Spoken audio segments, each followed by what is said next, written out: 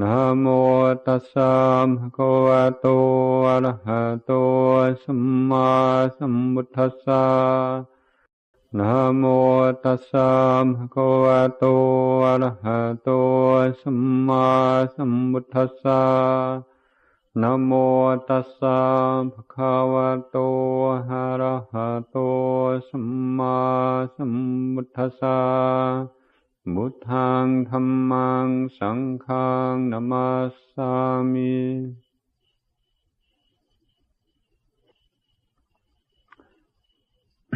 When we read the suttas, it often seems as though enlightenment is quite a simple, straightforward matter.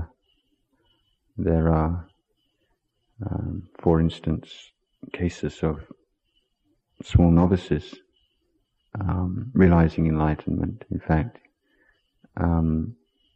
becoming arahants at the age of 7 years old, just as their heads were being shaved, just being given a meditation object. I imagine the kesalo manaka danda tacho, hair of the head, and reflecting on that as their hair was shaved off and became enlightened. One such novice, he was very young novice, enlightened at a very early age, very diligent. He was upataking his Ajahn. The Ajahn went to sleep. The novice didn't lie down, just kept meditating throughout the night. Early in the morning, the Ajahn got up, thought he'd wake up the novice, and stuck out his fan to poke the novice, and not realizing the novice was actually sitting rather than lying down, and poked out his eye. So the novice didn't make a noise, of course, and in the dark, just covering one eye with his hand, with the other hand he started to do his upatak duties, and offered the Ajahn his water, his morning water. And of course, having one hand covering his eye, he could only offer it with one hand. And the Ajahn told him off. Said, "You're not doing it right. You should offer it with 2 hands." So the novice said very, very humbly, "I'm afraid you poked out one of my eyes this morning, and I just have to keep one hand over the empty socket."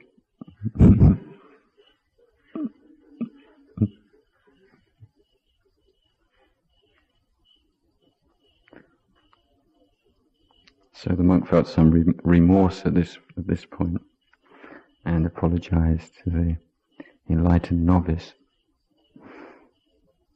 Anyway, there are lots of cases like this of famous Dhamma one of the great monks who we were speaking about the other day in the Vinaya. Who had the power to illuminate his little finger and use it as a torch, take people to their kutis,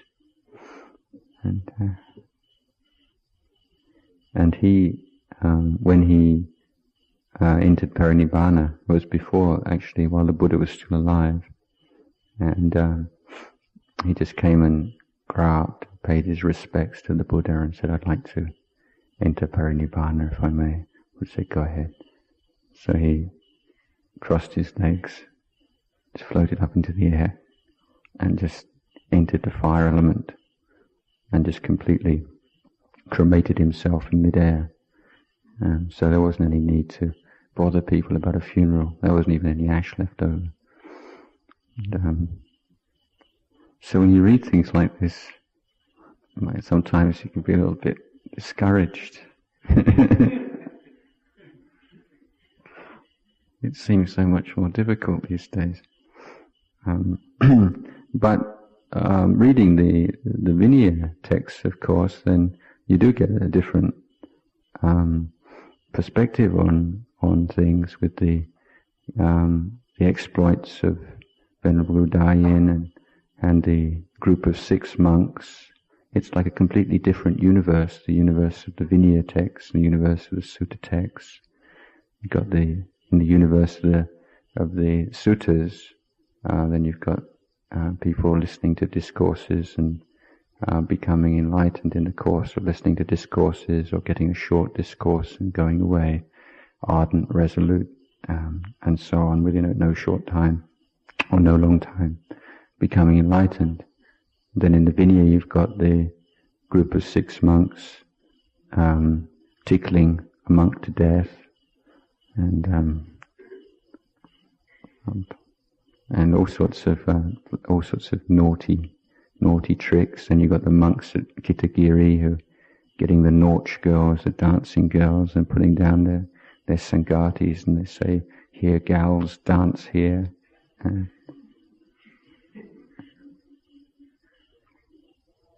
So there's obviously quite a diversity of bhikkhus and meditators, even in those days. And if we feel somewhat noijai, can't think of the English word for the moment, about the fact that these days it's so much more difficult than in the old days, then just think how monks must have felt in those days. When you've got all these Arahants walking around in the monastery that you live in. I mean, that must have been really depressing.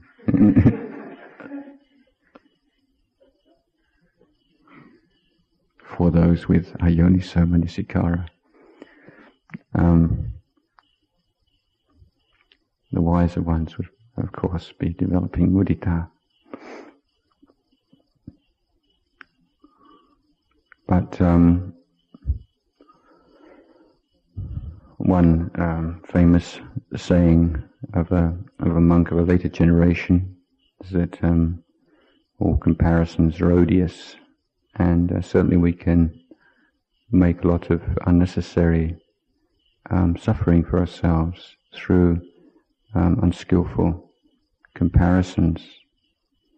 And even in our own Sangha, where the number of Arahants is much less than the Sanghas of the past, then it's so unwise and ill-considered to compare ourselves, or even amongst monks of similar capabilities or backgrounds, because this isn't our first life as a human being. This isn't our first life in samsara. We've been born many times, and each person has their own distinctive karmic baggage which he brings with him or her into this world. And so we can't see any real pattern. I can't see any real pattern, or cannot see any absolute correlation between effort and result in the holy life, in terms of effort put in during the time in the robes or in the monastery. Some monks or some meditators, we may say, on their first meditation retreat, early in practice, they have some very strong, powerful experiences which fill them with faith, inspiration, and from there it's all downhill.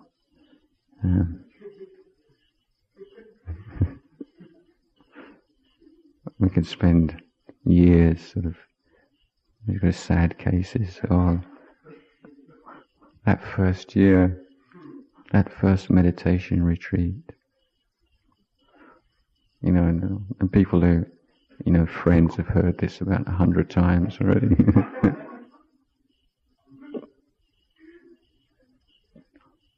Desperately trying to find some skillful means to get back to that same transient state of illumination.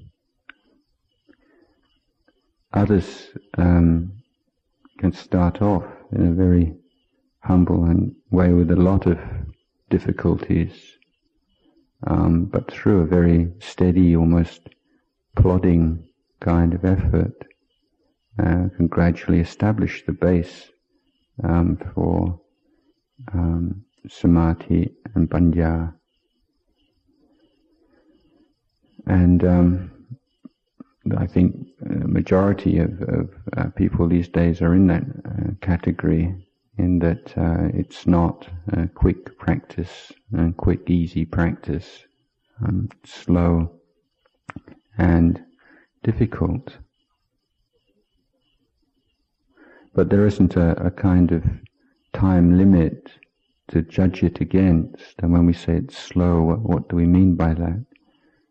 If we have a firm faith in teachings of the Buddha and teachings of concerning samsara, I'm sure many of you have read or heard teachings such as that whereby the Buddha says that the tears that you shed in past lives, if all gathered together, would make a body of water which larger than the greatest ocean.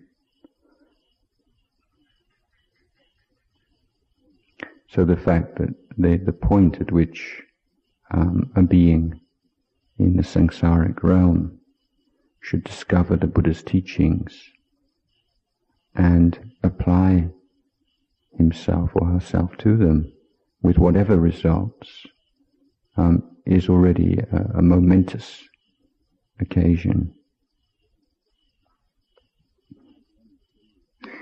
And so the only failure in practice is to stop.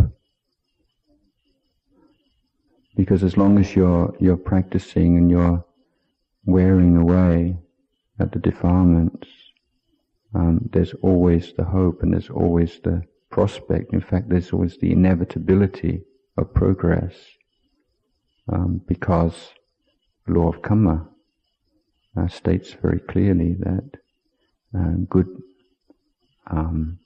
efforts, good actions have good results. Nothing's lost.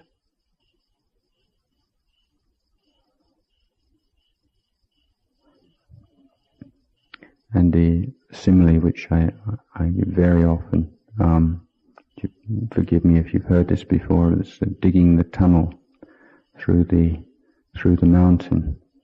As you start to dig the tunnel, instead of getting brighter, it becomes darker. And it becomes darker and darker the further you get into the mountain, and you can start to doubt whether you're actually digging at all, until you're in the complete pitch black. And it actually seems brighter way back in the past before you'd even started digging. And a tunnel, a mountain, maybe 1,000 meters or a kilometer wide, and you can be digging for 500, 600, 700, 800 meters, and you're still in darkness.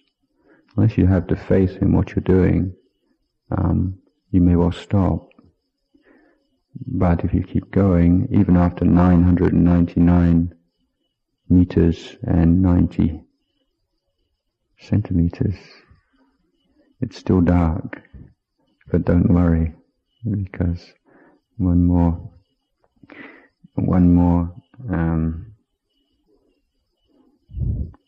push, and you can be through, and then you can see, well, you've actually come an awful long way.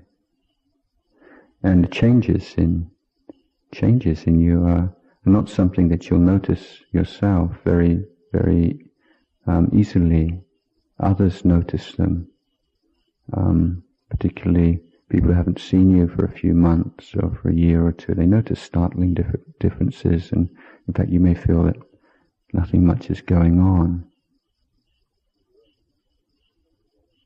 So your own feeling and your own perceptions and judgments about this process of meditation are not to be given any ultimate value, because they tend to be flawed and unreliable.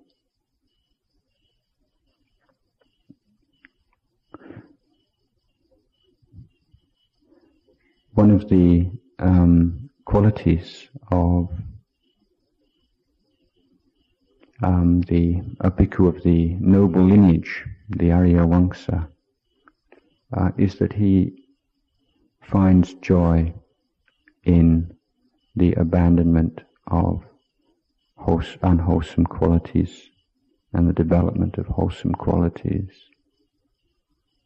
And I think this is a very profound point, that it's not that the joy comes at the end when you've realized the truth, or that you have to wait until then. But with the right attitude, we can experience joy and contentment even though our minds may not be very pure at all, and may still have a lot of defilements and difficulties and obstacles. But this sense of doing what should be done, and that's a wonderful feeling, compared with life in the world. I mean, one of the main reasons that I wanted to become a monk was to be able to live a life without compromises. I mean, I perhaps make, as a monk, I do have to make certain compromises, but they're not with the general inspiration. I feel, and I'm sure all of you do feel, that we're doing that which should be done, even though we may falter sometimes and find it difficult and get into black holes and grey areas, but the general contentment of doing that which should be done, doing something which has some ultimate meaning and significance. This is a wonderful thing to be able to experience in life. We're not having to be immoral or cut corners or betray our principles for any reason at all. Although we may be asked to do things that we don't want to do sometimes, we can be sure in a monastic community we're not going to be asked to do anything immoral or anything which is going to hurt or take advantage of any other being.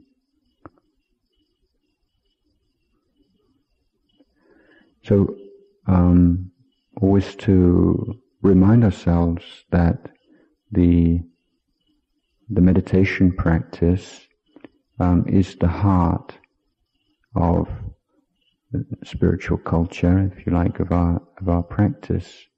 But it is not the entirety of it, just as the heart isn't the whole of the body.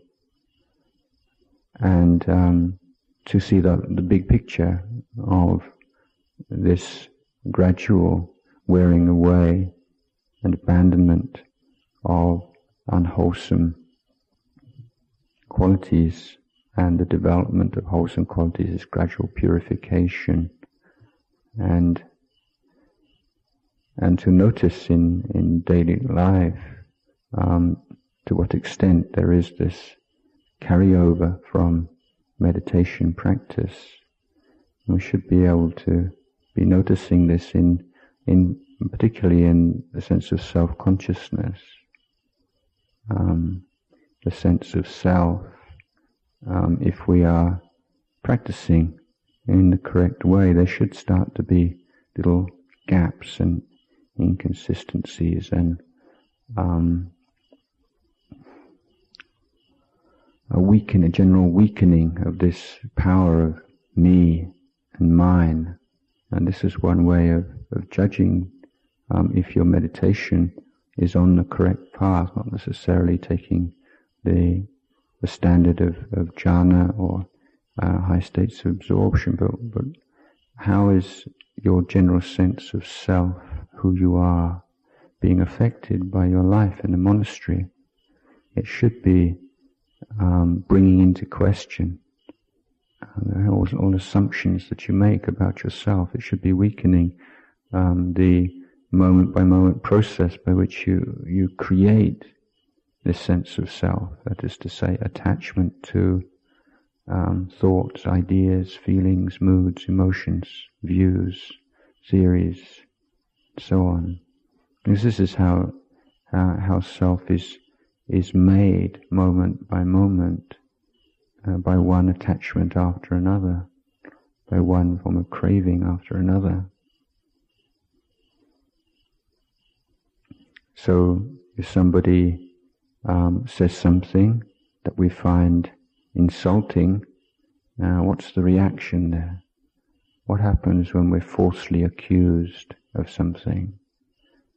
Particularly if it's something that you feel very proud of, that you've done in a very good way, in a very selfless way, and then you're accused of doing it in a very selfish, self-centered way.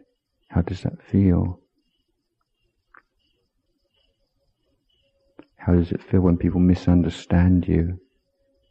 How does it feel when you hear someone's perceptions of you and it doesn't fit your own perceptions of yourself? I had an interesting example of this morning. A couple of young women who came to the monastery were overheard in the kitchen saying the abbot's eyes are like executioners. He's got executioner's eyes, they said.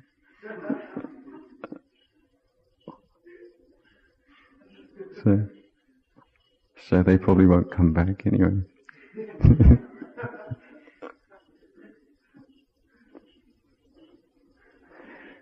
But this is, exactly what we're looking at when we hear about other people's ideas or sometimes people can be so confident that they know who you are and they know what kind of person you are exactly. What happens when you meet someone who's absolutely convinced that they know you better than you know yourself? I used to find this very frustrating when my mother used to say to me, "I can read you like a book." And I said, "No, you can't.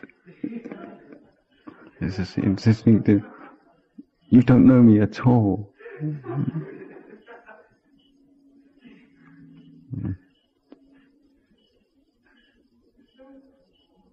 So, this is part of bhavana, and because this is the expression of ignorance, your sense of self and who you think you are, your attachment to body, feelings, perceptions, sankharas, vijnana, as being who you are. Being is a sense of being someone.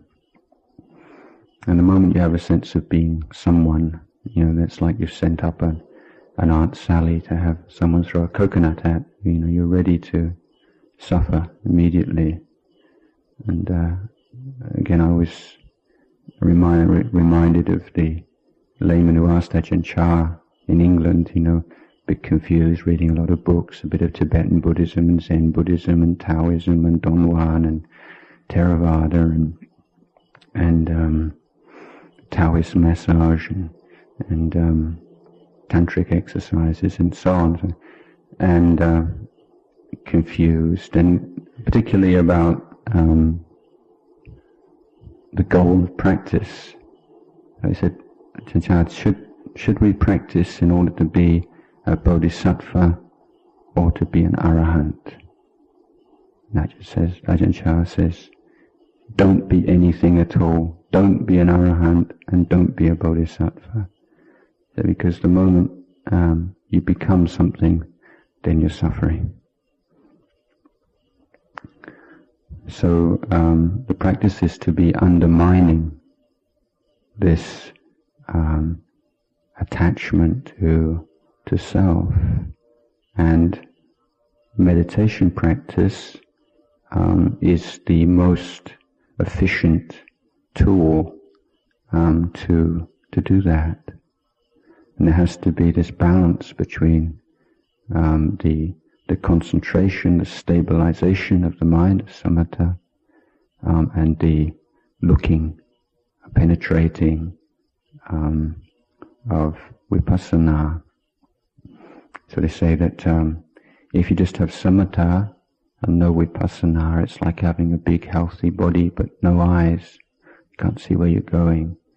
But if you have insight, with no samatha, it's like you've got very sharp eyes, but you've got a weak body which is staggering around from here and there, and you know where you want to go, but you can't get there because your body won't take you. It's reeling around. It's got no strength. It's got no power. So there has to be this balance. So developing through the meditation technique these qualities of stability, clarity, tranquility, happiness, bliss. These are the characteristics of the calm mind. It's very stable, unshakable. It's very clear. The Buddha said that you can look into the clear mind, and just as you can look into a pool of water and say that's a fish, that's gravel, that's a weed, that's this, that's that. If the water is turbid or unclear, you can't do that. And we can't look into the mind and see what's there unless it is stilled, unless the habitual preoccupations, the addiction to excitement, the tendency to depression and dullness, these things are gradually removed from the mind. As the mind becomes more stable, it also becomes more flexible, and it can be inclined towards any kind of investigation very easily. This again is a good test of the samadhi, of the peace of mind, because if you experience a real stiffness of mind when it becomes calm, then the samadhi is not right samadhi. It's a very subtle form of dullness. So that stiffness is a defilement of mind, and something to be gradually kneaded with and worked with, and gradually eradicated. So the mind is a brightness, a clarity, stillness, and a peaceful mind is extremely pleasant, enjoyable, and it's through that the bliss, the rapture, the pleasure of peaceful mind that you have a perspective on sensual pleasures, and that you can wean yourself away from addiction to sensual pleasures because you have something better, and you have a personal experience of a superior kind of source of happiness. So the reason why people can't give up addictions usually is because they don't have anything else to turn to, and so most efforts with addiction are to ways of giving it up, but without any replacement, without any kind of superior kind of happiness, then one just tends to drift from one addiction to another, some more, some less harmful.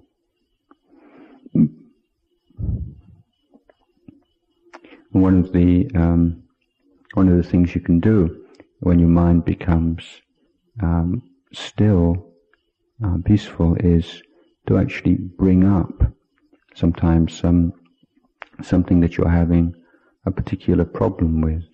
For instance, if you have some kind of aversion to someone or to something, if your mind is very stable, you can consciously bring that up, that person or that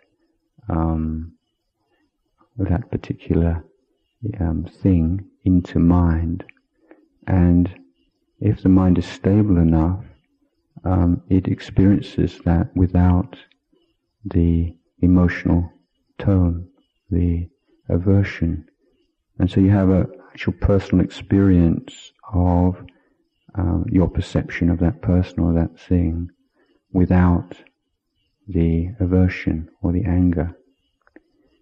And that's a very liberating thing to experience.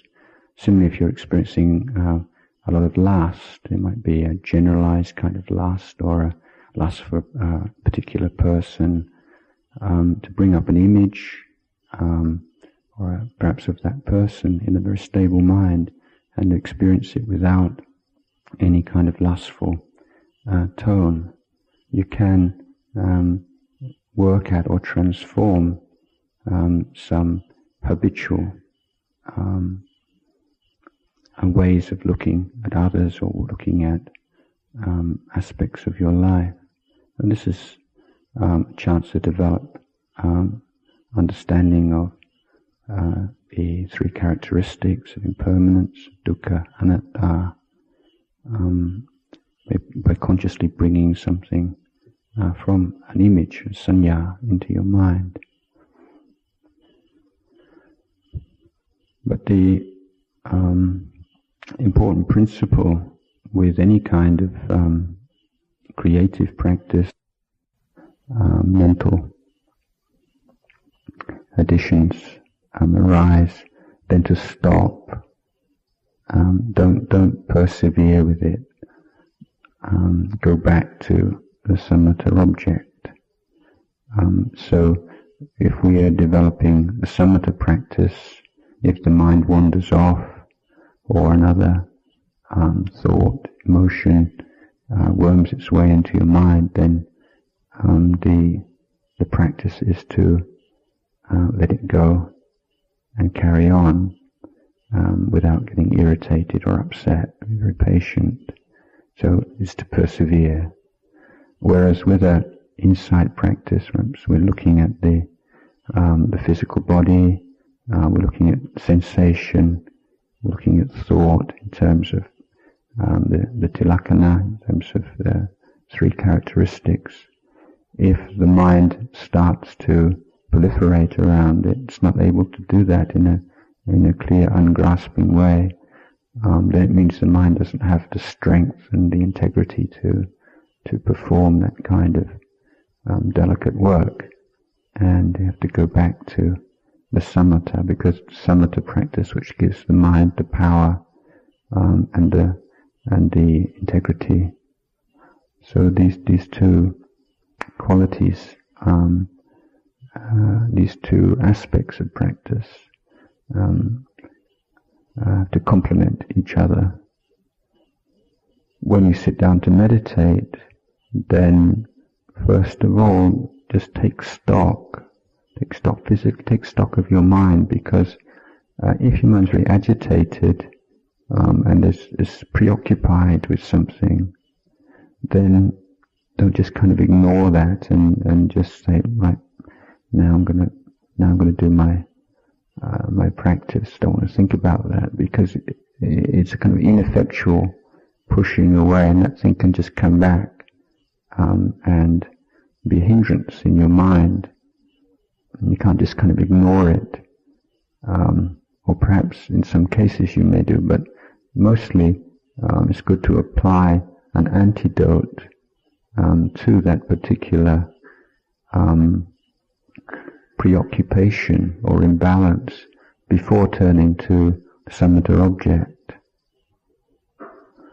So if there's a lot of agitation in the mind, or a lot of lust or aversion or depression, whatever, may use a skillful means of reflection, just to knead the mind into a more malleable state before applying the samatha technique. So it might be a sweeping technique, or going through the 32 parts of the body, or doing a metta, bhavana, dedication of merit, various ways in which to loosen the mind up so that it's in a workable state and then can incline towards the samatha object. Because if the mind's not in a suitable state, then the samatha practice is premature and can be frustrating, and you just get discouraged. So, being aware when you sit down, is the mind ready? Is the mind inclining towards? Is it interested in the samatha object, in the breath? Or does a little bit of preliminary work need to be done first?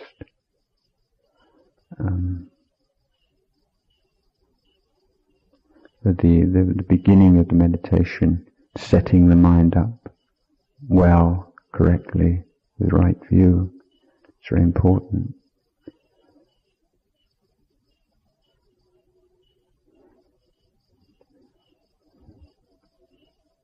So whether the practice is going to take a long time or short time, it's just taking, finding joy, finding contentment in every step of the path,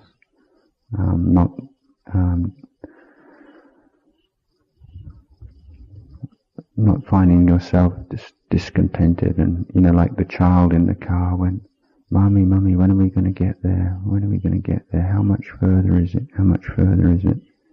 And it's just, I can remember when I was a kid, most of you had this experience, you have a memory of these really long journeys that you did as a child, sitting in the back of a car, it just never used to get to where we were going on a Sunday afternoon, and then going back to when you're grown up and you realise it was like 30 kilometres or something.